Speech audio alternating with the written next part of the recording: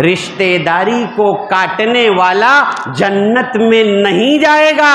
वह बिलवालिदैन एहसाना, माँ बाप के साथ बेहतरीन सुलूक तुम्हें करना है। वत्तकुल्लाह, अल्लाह से डरो। इन्नल्लाह काना अलैकुम रकीबा, अल्लाह तुम्हारी हर वक्त निगरानी फरमा रहा है। जैसे ही निकाह हुआ मुबारक हो मुबारक हो, और उसके बाद दस्तरखान सजा हो, टूट कर सब खा पी कर शुक्रिया अदा करके रुखसत हो जाएं। मोहतरम हाज़रीन किराम, हम और आप उस दीन के मानने वाले हैं जिसका नाम इस्लाम है। इसी बुनियाद पर हम मुसलमान कहलाते हैं। और अल्लाह ताला ने सारी इंसानियत की हिदायत के लिए क़यामत की सुबह तक एक ऐसी कीमती किताब अता फरमाई है जिसे हम कुरान करीम के नाम से जानते हैं। ये वो किताब है जो ज़िंदगी के हर लम्हे हर मोड़ पर हमारी रहनुमाई करती है।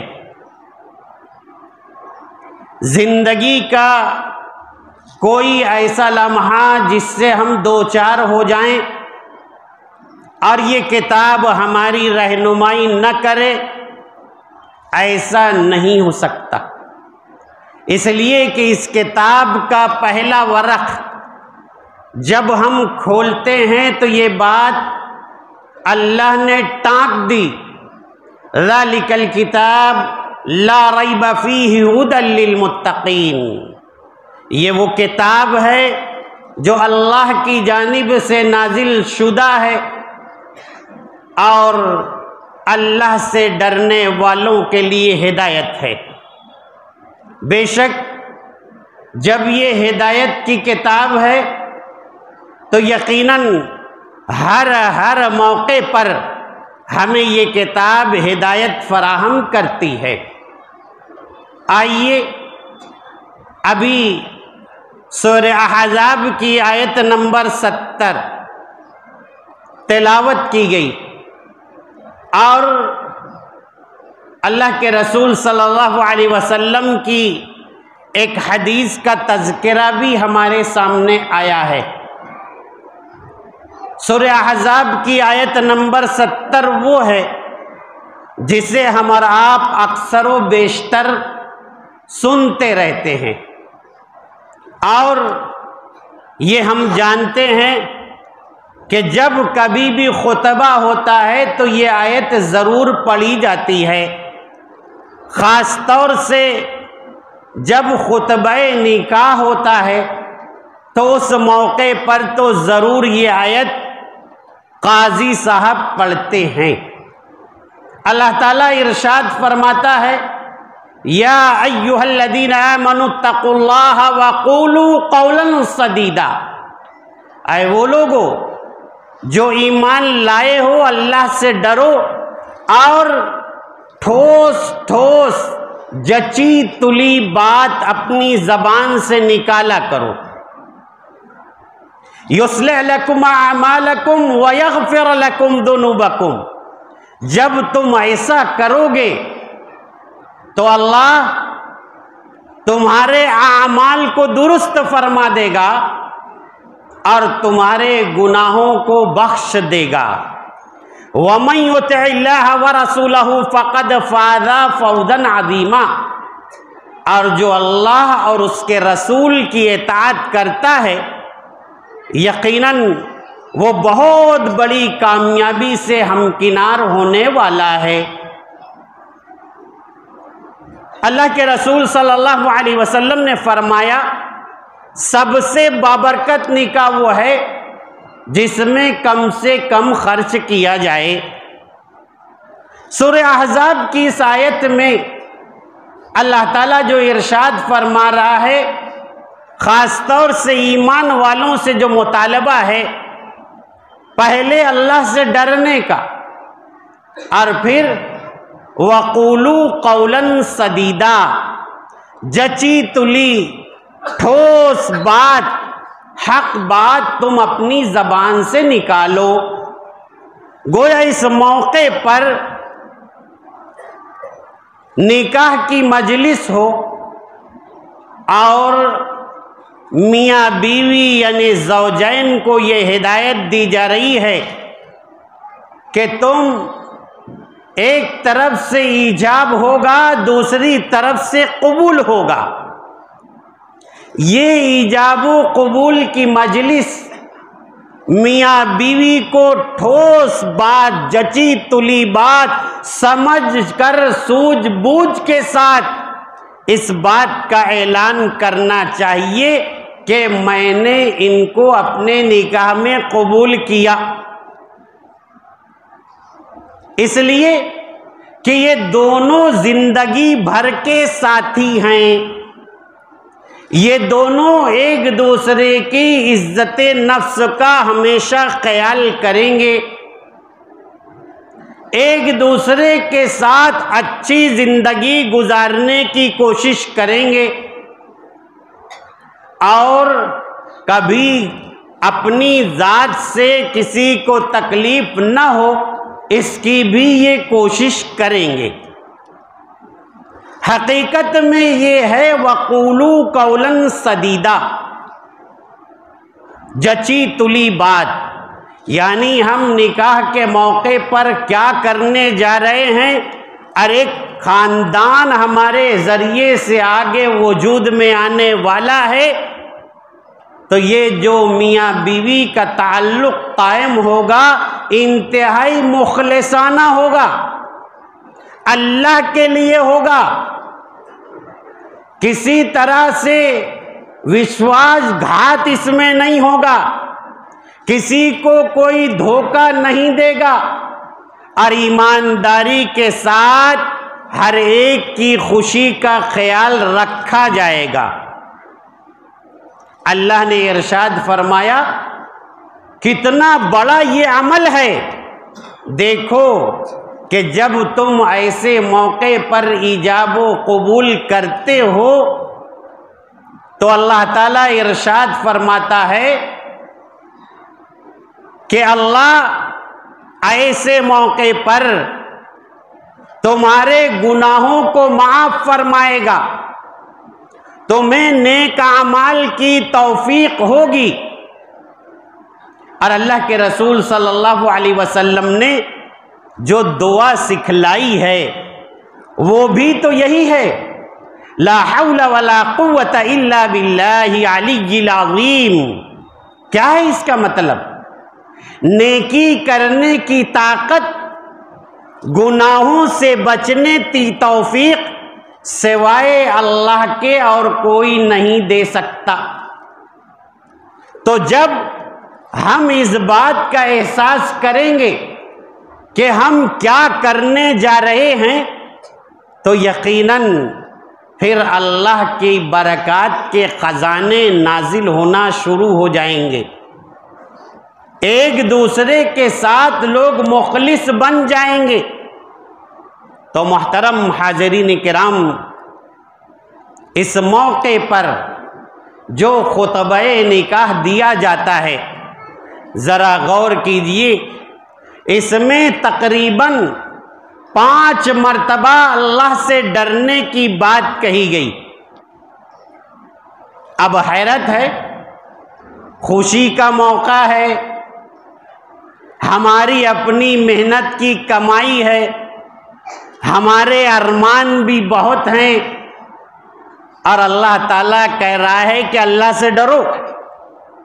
गोया इस्लाम अपने मानने वालों को खुशी मनाने की इजाज़त बिल्कुल देता है, लेकिन वो कहता है कि तुम्हें खुशी भी शरीयत के दायरे में रहकर मनानी पड़ेगी। इसीलिए कहा गया इत्तकुल्लाह, अल्लाह से डरो।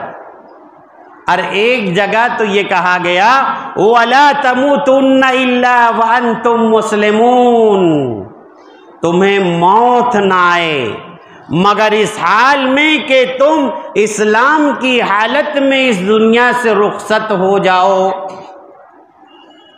इस्लाम की हालत में इस दुनिया से रुखसत होने की बात खुशी के इस मौके पर, शादी ब्याह के मौके पर कही जा रही है। मतलब ये है कि निकाह ये रिश्तेदारी को जोड़ने वाला अमल है। कहीं ऐसा ना हो कि निकाह हो जाए और रिश्तेदारियां मुतासिर होने लगे, मायके की तरफ से, ससुराल की तरफ से और शौहर के खानदान की तरफ से, उसकी ससुराल की जानिब से कई ऐसी बातें पैदा न होने लगे कि जिससे ये महसूस हो कि ये खानदान टूट रहा है, बिखर रहा है। पुरानी रिश्तेदारियां भी कायम रहनी चाहिए और नई रिश्तेदारी का भी ख्याल रखना चाहिए। और अगर कोई ये चाहे कि पुरानी रिश्तेदारी पर हर्फ आ जाए या नई रिश्तेदारी को कमजोर कर दिया जाए, तो मियां बीवी की ये जिम्मेदारी है कि एक चट्टान बनकर खड़े हो जाएं और कहें कि नबी ने फरमाया ला यदखुलुल जन्नत कातिउ रहमिन, रिश्तेदारी को काटने वाला जन्नत में नहीं जाएगा। इसलिए हम रिश्तेदारों का ख्याल करेंगे, किसी की हक तलफी ना करेंगे। अब होता यह है, जैसा कि माशरा गवाही दे रहा है, अल्लाह ने फरमाया वक़दा रब्बुका अल्ला ताबुदू इल्ला इय्याहु व बिल वालिदैनि इहसाना। तुम्हारे रब की जानिब से ये फैसला हो चुका कि इबादत सिर्फ अल्लाह की होगी और अल्लाह का ये हुक्म है व बिल वालिदैनि इहसाना, माँ बाप के साथ बेहतरीन सुलूक तुम्हें करना है। ये अल्लाह के हक के बाद है। ये रिश्तेदारी जब कायम होती है तो ऐसा लगता है कि सबसे पहले माँ बाप के हुकूक की हक तलफी होती है। हर बूढ़े माँ बाप को ये शिकायत हो जाती है, क्या बताएं, शादी जब से हो गई देखता नहीं, पूछता नहीं, बहनों को भी, भाइयों को भी, रिश्तेदारों को भी। और ऐसा महसूस होता है कि पुरानी रिश्तेदारी मुतासिर हो रही है और नई रिश्तेदारी की तरफ झुकाव बढ़ता जा रहा है। ऐसा बिल्कुल नहीं होना चाहिए। दोनों तरफ बैलेंस रखना, दोनों का ख्याल रखना, ये इंतहाई जरूरी है। मोहतरम हाज़रीन किराम, जरा गौर कीजिए, यही रिश्तेदारी को कायम रखने और इनका ख्याल रखने की तलकीन इस निकाह के जरिए दी जाती है। और ये कहा जाता है वत्तकुल्लाह, अल्लाह से डरो, वत्तकुल्लाह अल्लज़ी तसालून बिही वल अरहाम, और रिश्तेदारी का भी ख्याल रखते हुए तुम्हें इससे डरते रहना चाहिए। इन्नल्लाह काना अलैकुम रकीबा, अल्लाह तुम्हारी हर वक्त निगरानी फरमा रहा है। सोचिए कितनी प्यारी प्यारी आयतें हैं, क्या अहकामात हैं। लेकिन बदकिस्मती ये है कि हमने हजारों निकाह अटेंड किया और निकाह के पैगाम को समझ ही न सके, और हम ये समझ रहे हैं कि बस जैसे ही निकाह हुआ मुबारक हो मुबारक हो, और उसके बाद दस्तरखान सजा हो, टूट कर सब खा पी कर शुक्रिया अदा करके रुखसत हो जाएं। नहीं, असल निकाह का पैगाम तो रिश्तेदारी को जोड़ने का है। मोहतरम हाज़िरीन किराम, हज़रत जाबिर इब्ने अब्दुल्ला रज़ियल्लाहु ताला अन्हु, अल्लाह के रसूल सल्लल्लाहु अलैहि वसल्लम ने जिहाद का ऐलान फरमा दिया। हज़रत अब्दुल्ला रज़ियल्लाहु ताला अन्हु अल्लाह के रसूल सल्लल्लाहु अलैहि वसल्लम के पास इजाज़त लेने के लिए आए। आपने इजाज़त दे दी। आप अपने बेटे जाबिर के पास पहुँचते हैं और कहते हैं, बेटा जाबिर, मैं अब अल्लाह के रास्ते में अपनी जान का नजराना पेश करने जा रहा हूँ। ऐसे तो हज़रत अब्दुल्ला बार बार जिहाद में शरीक होते रहे हैं। उन्होंने कहा कि बेटा जाबिर, ऐसा लगता है कि शायद अब मैं अल्लाह के काम आ जाऊंगा। अल्लाह अकबर। बेटा जाबिर, तुम्हारे सामने मेरे पीछे 9 बहनों का तुम पर कर्ज है, इनका ख्याल रखना। कितनी बहनें? 9 बहनें हज़रत जाबिर इब्ने अब्दुल्ला की। अब्दुल्ला की 9 बेटियां हज़रत जाबिर से कह रहे हैं, इन 9 बहनों का ज़रा ख्याल रखना, क्योंकि मैं हो सकता है अल्लाह के रास्ते में काम आ जाऊं। और वाकई वो गए और शहीद हो गए।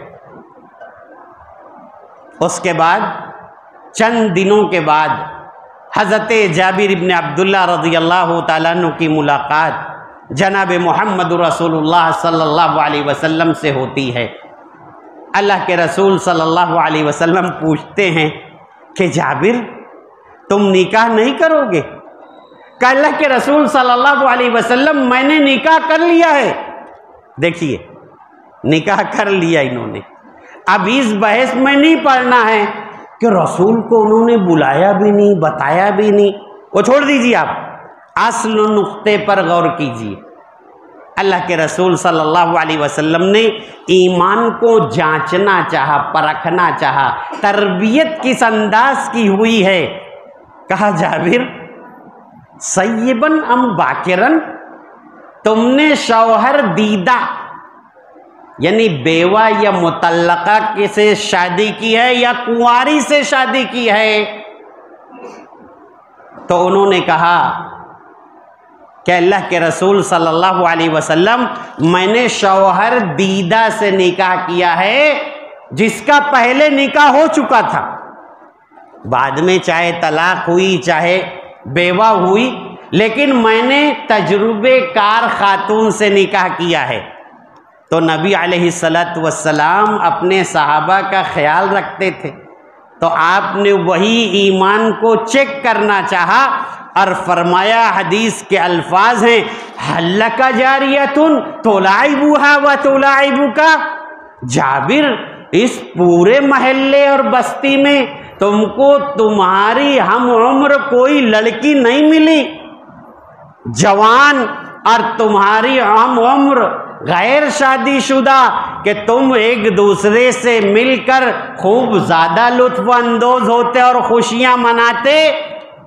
तो हज़रत जाबिर इब्ने अब्दुल्ला रज़ियल्लाहु ताला अन्हु ने फरमाया कि अल्लाह के रसूल सल्लल्लाहु अलैहि वसल्लम, मेरे वालिद अब्दुल्ला अल्लाह के रास्ते में जब जा रहे थे तो उन्होंने 9 छोटी छोटी बहनों का कर्ज छोड़ा था, और मैंने इसी कर्ज की अदायगी के लिए कंगी चोटी जानने वाली तजुर्बेकार खातून से निकाह किया है, ताकि ये मेरी छोटी छोटी बहनों का ख्याल रख के। अल्लाह के रसूल सल्लल्लाहु अलैहि वसल्लम ने फरमाया, असब्त या जाबिर, जाबिर तुमने बेहतरीन काम किया, अल्लाह बरकतों से नवाजे। आज के हालात में हम गौर करें, हमारा माशरा कहाँ जा रहा है? बहन भाइयों का ख्याल दूर की बात, माँ बाप का ख्याल भी ऐसा लगता है कि हमारे नौजवान नहीं करते। और जब बहनों और भाइयों की बात आती है इतनी महंगाई है, कमाई तो होती नहीं, मैं अपने बाल बच्चों को देखूं कि इनको देखूं।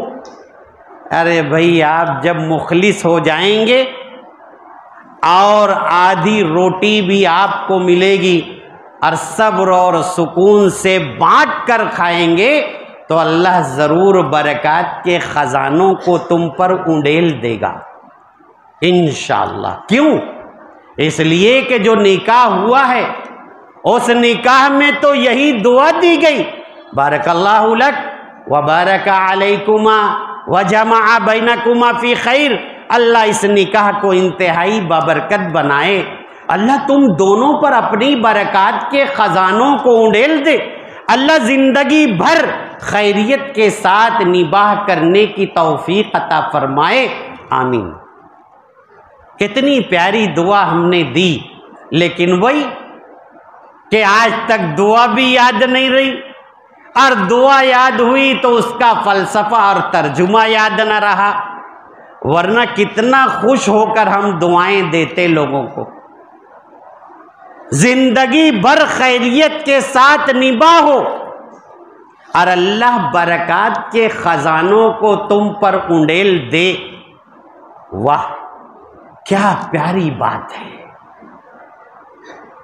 बरकत के खजानों को उंडेलने की बात, गोया आप ऐसे खुश रहें, ऐसे इत्मीनान वाले बन जाएं, मुतमईन हो जाएं कि आप सबका पूरे माशरे में ख्याल रखें।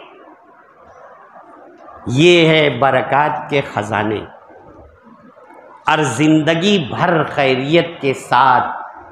तो इसका मतलब क्या है मालूम है? हम और आप गौर नहीं करते। असल जिंदगी हमारी इस दुनिया की है नहीं, बल्कि असल जिंदगी आखिरत की है। तो ये दुआ से तकाजा है कि इस दुनिया की भी जिंदगी हमेशा खैरियत से और वो जन्नत वाली जिंदगी भी हमेशा खैरियत से गुजर जाए। मियाँ बीवी का ऐसा ताल्लुक हो, रिश्तेदारों का ऐसा ख्याल रखा जाए कि ये जो रिश्तेदारी, ये ताल्लुक सिर्फ दुनिया में नहीं बल्कि जन्नत में भी यही ताल्लुक रहे। इसलिए कि अल्लाह ताला खुद ये बात कुरान में इरशाद फरमाता है, अलहक़नाहुम ज़ुर्रियतहुम बिईमानिहिम। हम जन्नत में भी इन लोगों को इनके अमाल और ईमान की बुनियाद पर जमा कर देंगे। सोचिए आप, उस जन्नत में भी मियाँ और बीवी दोनों एक दूसरे को जन्नत में देखें। अल्लाह ये तकाजा करता है, अल्लाह के रसूल सल्लल्लाहु अलैहि वसल्लम की दुआ ये तकाजा करती है। जब जन्नत सामने होगी तो दुनिया की जिंदगी तो है, नशे व फराज आते रहेंगे, टेंशन बढ़ता रहेगा, लेकिन सबको खत्म करने की फिक्र कीजिए और उस जन्नत को सामने रखिए। और फिर वो जन्नत भी ऐसी होगी, मियाँ बीवी भी जन्नत में, सास ससुर भी जन्नत में, माँ बाप भी जन्नत में, नाना नानी भी जन्नत में, दादा दादी भी जन्नत में, पोता पोती भी जन्नत में, नवासा नवासी भी जन्नत में। हर तरफ देखिए तो पूरा खानदान हमारा जन्नत में नजर आ जाए। ये है निकाह का फलसफा। लेकिन हमने निकाह के फलसफे को नहीं समझा, इसलिए बस इसी दुनिया में किट किट किट किट की जिंदगी गुजारते और खानदान को बर्बाद करते और कुंभों को टुकड़ियों में बांटकर अजियत की जिंदगी गुजारते चले जाते हैं। मोहतरम हाज़रीन किराम, जरा गौर कीजिए, जो बात ये कही गई कि अल्लाह से डरो, अल्लाह से डरो, तो इसका मतलब ये है कि अगर तुमने निकाह के इस मौके पर ये ना समझा कि ये खुशी हमको शरीयत के दायरे में रहकर मनानी है, तो याद रखना कि तुम्हारी जिंदगी अजीरन हो जाएगी, खैर और बरकत के खजाने निकल जाएंगे, इत्मीनान खत्म हो जाएगा और किट किट वाली जिंदगी तुम्हारी शुरू हो जाएगी। इसलिए तुमने बुनियाद ही गैर शरई रखा है, शरीयत के खिलाफ तुमने बुनियाद रखी है। अब जरा गौर कीजिए कि हम अगर तकवा वाले नहीं बनते और अपने आप को मुसलमान कहलाने वाले बन रहे हैं, तो ये बात हमें मालूम होना चाहिए कि हम और आप सिर्फ कानूनी मुसलमान हैं, कानूनी मुसलमान हैं हम, तकवे वाले मुसलमान नहीं हैं, चाहे मर्द हो चाहे ख्वातीन हो। खास तौर से शादी ब्याह पर मर्द सरेंडर हो जाते हैं और हर एक की जबान पर यही कलमा जारी होता है। क्या बताएं, बच्चे सुनते नहीं, क्या बोलें, औरतें मानती नहीं। और यही बच्चे और औरतों की वजह से हम जहन्नम की तरफ तेजी से बढ़ते चले जा रहे हैं। माँओं और बहनों और बेटियों से ये दरख्वास्त कीजिए, बच्चों से दरख्वास्त कीजिए, खुदारा ये शादी ब्याह शरई अमल है, नबी की सुन्नत है, तो हमें शरीयत के मुताबिक अंजाम देने दीजिए। वरना अल्लाह ने कहा वमन लम यहकुम बिमा अंज़लल्लाह फउलाइका हुमुल काफिरून वमन लम यहकुम बिमा अंज़लल्लाह फउलाइका हुमुल फासिकून वमन लम यहकुम बिमा अंज़लल्लाह फउलाइका हुमुज़ ज़ालिमून।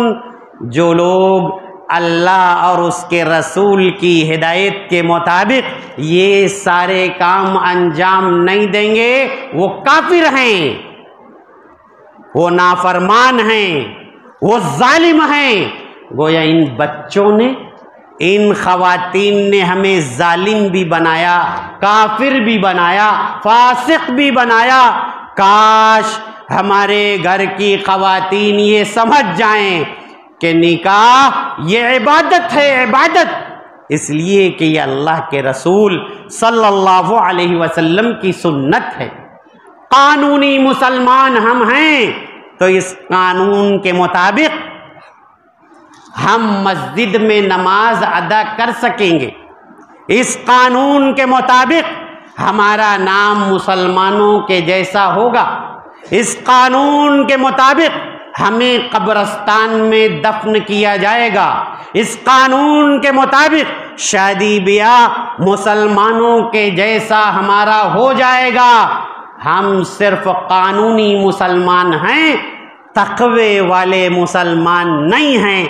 हमको जन्नत नहीं मिल सकती। क्यों? इसलिए कि अभी आयत के 3 मकामात हमारे सामने आ गए।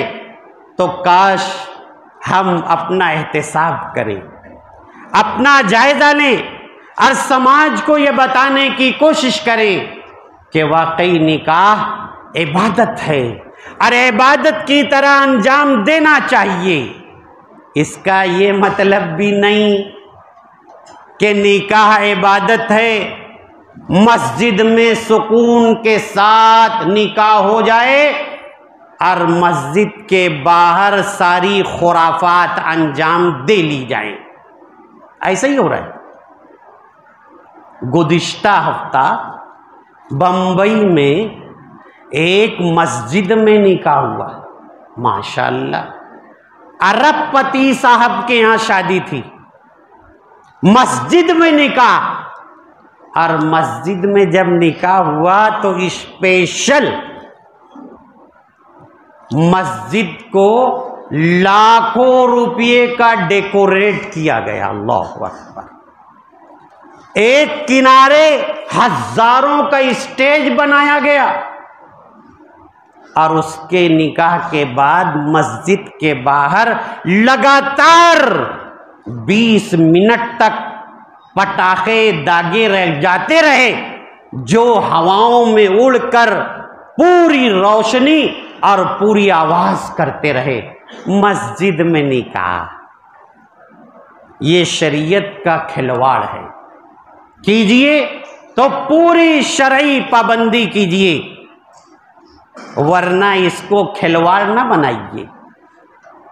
और इस बात को याद रखना है कि निकाह इबादत है, तो आखिरी बात जो ये है कि इबादत में डीजे वीजे नहीं होता, इबादत में पटाखेबाजी नहीं होती।